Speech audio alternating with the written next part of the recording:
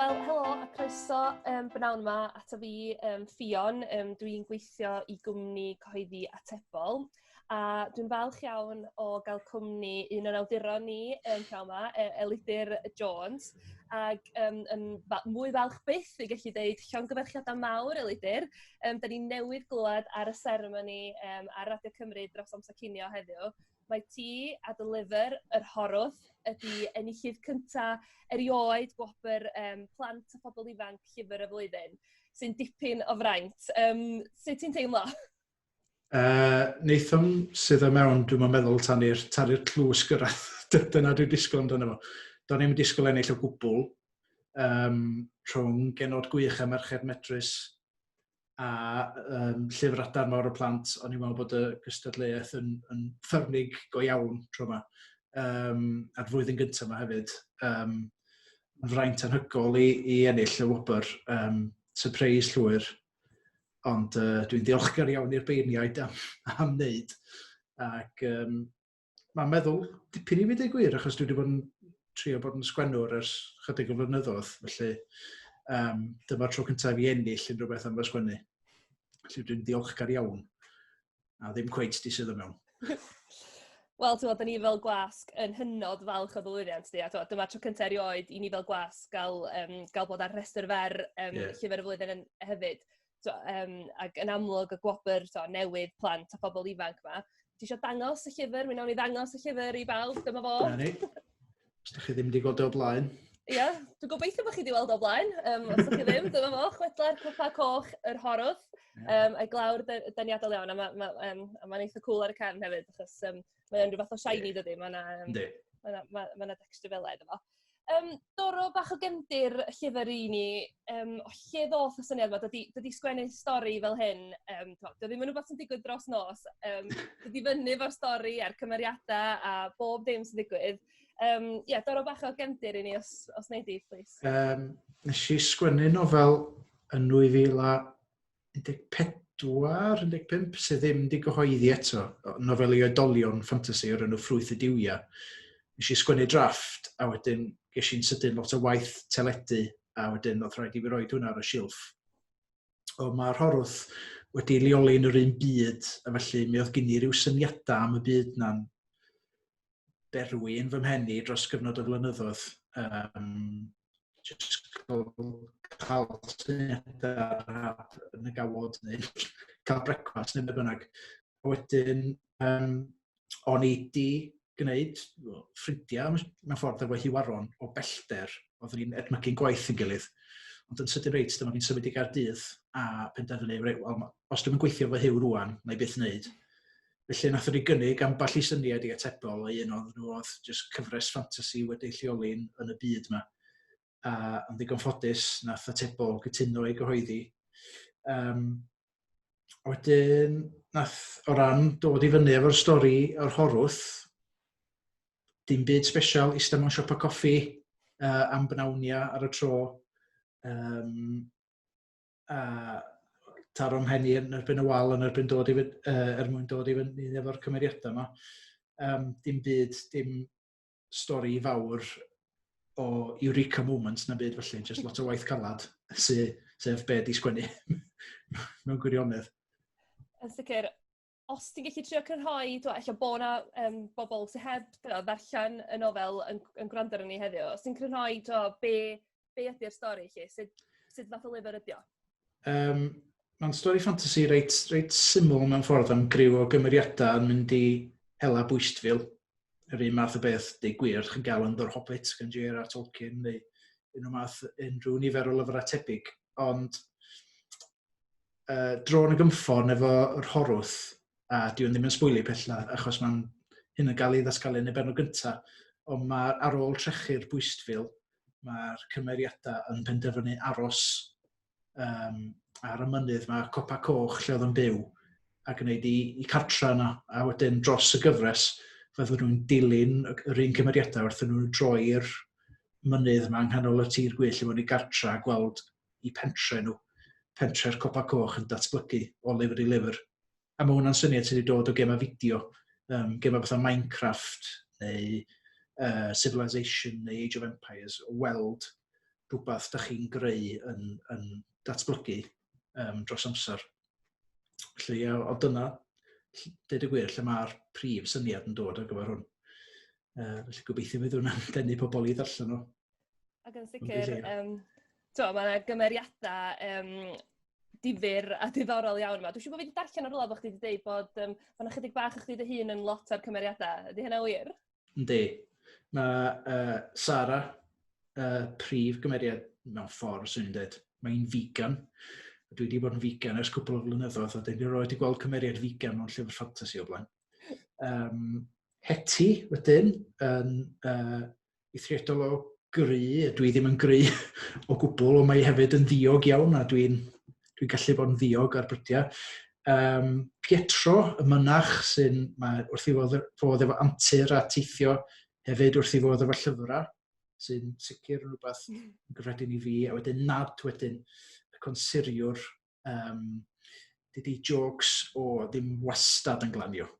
A mae hwnna fel rhywun sydd wedi gwneud stand-up am 6 mlynedd, amball i flwyddyn ôl rwan, dwi'n rhoi gorau iddi bellach. Alla'n sicr ddallt jokes sydd yma'n glanio. A mae o'n rhywbeth o stori o fewn stori, dydy? Mae'r elfen yna yn efo. Oedd hwnna yn rhywbeth, oedd gen ti mewn golwg o'r cychwyn i roed yn y stori, neu jyst rhywbeth oedd datblygu fel... Dwi ddim yn cofio lle rhyw ffordd o wneud y stori'n bach mwy gig ar y stori, lle, achos fel dwi'n dweud fel arall, mae'n reit syml cymeriadau mynd ar daith a hela Bwystfil. A heb sbwylio dim byd eto, achos mae'n deud yn syth, ond da ni'n cael gwybod reit o cychwyn bod stori'r pentre'r Copa Coch ddim yn gorffan yn hapus iawn. A be ydy'r gyfres ydy cyfle i ddarganfod sut mae'r pentre yma wedi dod i ddiwedd mor rhyfedd. Lle dyna beth arall oedd eisiau adio rhyw elfen o be ddigwyddodd lle. Adio rhyw dirgelwch reit o'r cychwyn. Felly, ie, dyna lle mae'n dod, yn meddwl. Ti wedi cyfeirio'n barod at y ddau lyfr arall o Ddar yr Rhestr Fer, ond yn amlwg yr Horwth oedd yr unig ffuglen, ynddo? Sut ai anelu ar gyfer yr arddegau oedd y llyfr, neu beth her o ran hynna, neu nes ti fwynhau hynna, neu nes ti ddim meddwl am hynna'n benodol pan oedd ti'n sgwennu, lle? O'r cychwyn, ie, anelu at bobl yn ei arddegau oedd yr amcan. Dwi'n tueddu sgwennu bach hun a dwi'n bwriadu ella. Felly nes i drio i gadw fo mor syml a phosib. Trio i anelu o at blant bach fengach, a mae hwnna'n naturiol i fi wedyn yn mynd i fyny at blant yn ei arddegau. Ond, a dwi'n meddwl bod hi'n bwysig bod yna lyfrau Cymraeg sy'n apelio at yr oedran yna, achos prin iawn ydyn nhw, dwi'n gwir, mae Bethan Gwanas wedi bod yn ei stwff, wel, ers cychwyn i gyrfa, dwi'n gwir, i'r oedran yna, ond o'n i bai am hynny, chydig iawn sy'n yna. Felly, oedd hwnna rhywbeth oedd yn eisiau, dyna un rheswm am gyhoeddi'r llyfr yn lle gyntaf cyrraedd y gynulleidfa yna. Doedd hi ddim yn arbennig o anodd. Be o'n i'n neud eich gwir oedd sgwennu nofel i oedolion a wedyn torri'r holl ddarna diflas allan yr holl ddarna fo siarad. Jyst cadw'r darna fo ymladd a anturiaethu. Felly na, doedd ddim yn anodd, ond dwi'n meddwl bod bob oedran yn gallu mwynhau'r nofel. Gobeithio. Wel, yn sicr, mae'n ambell i adolygiad i cael gyhoeddi'n barod ar y nofel a oedolion ac ati'n deud bod nhw wedi mwynhau. Felly yn sicr, fel ti'n deud, mae yn nofel ar gyfer unrhyw un sy'n eisiau darllen ffantasi trwy gyfer y Gymraeg, rhywbeth prin iawn yn amlwg. Ie, yndi. Mi oedd hwnna'n rhywbeth hefyd. Dwi'n cofio tyfu fyny a mynd drwy'n llyfrgell yr ysgol. Ysgol Tryfan ym Mangor yn trio ffidio rhywbeth ffantasi yn Gymraeg, achos dyna'r unig beth o'n i ddarllen, dwi'n gwir, yn Saesneg. Ond mi oedd yna un llyfr, Samhain, gan y diweddar Andros Milward. Ond o'n i bai am hynny, dim byd o gwbl. A eto mae pethau di gwella'n hynny, rwan, efo Bethan Gwanas eto, Alain Jones, Ifan Morgan Jones, yn gynrychu stwff. Ond, nid dall y gellir gwell, felly mae wastad angen mwy o ffantasi. Ac yn amlwg ti wedi ymddiddori mewn ffantasi pan oedd ti'n hogyn ifanc, felly dwi'n siŵr bod wedi bod yn brofiad mor braf i ti gael dod â hwnna ti gilydd, ac fel o'ch ti'n sôn, sgwennu rhywbeth fysa ti wedi mwynhau ddarllen pan oedd ti roed yna. Ie, dyna di'n harged i. Degwyr fi yn 11 oed. Ie, a dwi'n ffyddiog bod na blant a phobl ifanc rhwng Cymru sy'n teimlo'r un peth ag o'n i bryd hynny, achos pan bysa na ddim. Felly, ie, mae hwnna'n rhywbeth dwi'n reit falch ono fod degwyr.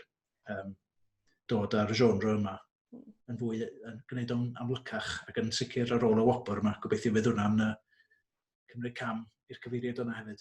Yn sicr, ac o'n i'n darllen rhywbeth olygydd eres fel bod o'n ffantasi doniol de, a mae yna hiwmor yn amlwg, rhywbeth sy'n arall mor bwysig ar gyfer ysgrifennu, ar gyfer plant a phobl ifanc. Ac fel ych chi'n sôn dy hun, bod yr un cymeriad yna lle sydd yn hoffi deud y jokes ag ati. Ie, allai'n bod yn ddifrifol am amser rhy hir. Allai'n sgwennu. Dwi'n teimlo'n od yn bod yn ddifrifol. Dwi'n gweld llithro rhyw joc i fewn. Dim ond pa mor ddifrifol ydy'r olygfa. Mae yna rhyw joc neu rhyw gag yn ffeindio ffordd i mewn bob tro.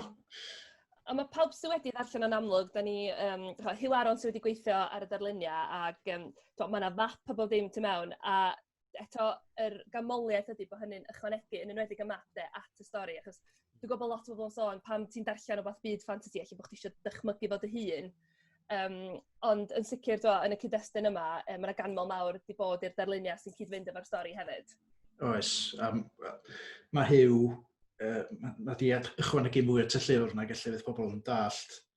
Ia, mae'r darluniau'n gret. Ond mae hefyd wedi gweithio ar y stori efo fi, felly mae o'n gwneud sylwadau am y cynllun i ddechrau. A wedyn yn gwneud nifer o sylwadau am y stori ei hun. A so'n stori lot gwanach heblaw am ei sylwadau o cwbl o enghreifftiau. Mae yna fwydod neu pryfergenwair bwystfilaidd, angenfilaidd yn y llyfr. Mae rheina'n dod yn syth gan Huw. Nes i ddigwydd gweld llun o un mewn rhyw lyfr dwdlodd gyda fo'n tŷ a sticio fo'n y llyfr. Wedyn, mae'r ddinas ar ddechrau'r nofel Porth y Seirff. Gyd oedd gen i mewn golwg oedd dinas neu dre mewn coedwig ar lan ar môr. Ond nath Huw ddeud, wel, fysa'n lot mwy cool yn weledol os dio yn y coed fatha'r pentre o Return of the Jedi, pentre'r Ewoks. Felly dyna sy'n y llyfr. Felly mae'n lot mwy ffantasiol a gweledol. Diolch i feddwl a lluniau Huw. Gwych. A da chi wedi bod yn brysur dros y misoedd diwetha yn gweithio ar yr ail, sef y dilyniant. Dwi'n falch o ddeud. Da ni'n agosau. Mae broblem bron iawn yna. Bron yna, yndi. Ia, mellith yn y mynydd ydy'r ail lyfr yng nghyfres Chwedlau Crwpa Coch. Dwi'n mor falch o'r llyfr yma. Dwi ddim jyst yn deud hynny. Dwi'n wedi bod yn falchach yn rhywbeth dwi wedi sgwennu y gwir. Os di yr Horwth yn stori syml, stori antur digon syml fatha Star Wars, mellith yn y mynydd ydy The Empire Strikes Back, lle mae pethau'n mynd bach tywyllach, bach rhyfeddach. Da chi'n dysgu dipyn mwy am y byd a hanes y byd yma. A dyna mae'r darllenwyr eisiau pawb i weld yn holi beth sydd wedi digwydd yn y Copa Coch, pwy ydy Orig.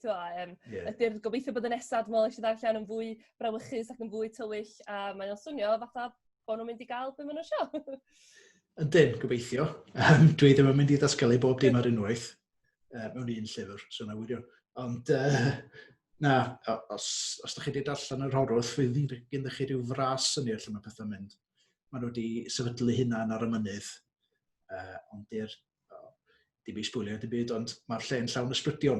Felly mae'n rhaid iddyn nhw drio cael gwarad ar rheini, ond mae'r stori'n mynd i lefydd rhyfeddach byth wedi hynny. Mae yna hyd yn oed dwtsh bach o deithio drwy amser yn hwn.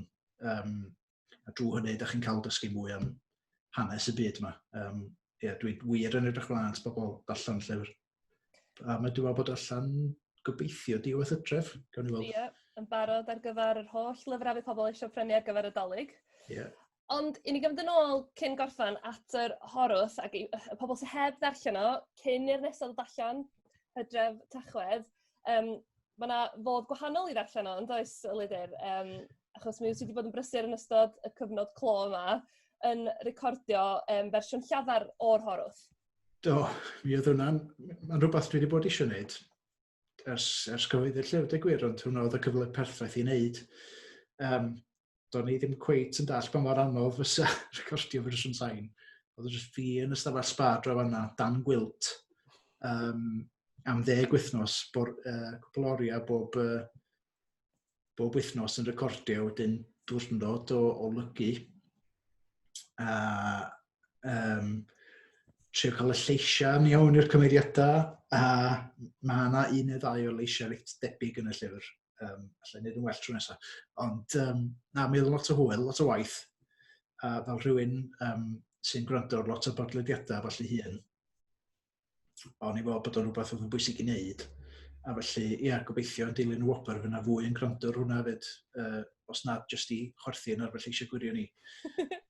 Do, mae gyd, mi nes ti ryddhau o fesul 10 darn, do, mi nes ti rannu'r llyfr, a wedyn mi nes ni ryddhau o ar SoundCloud y Tebol yn wythnosol am 10 wythnos.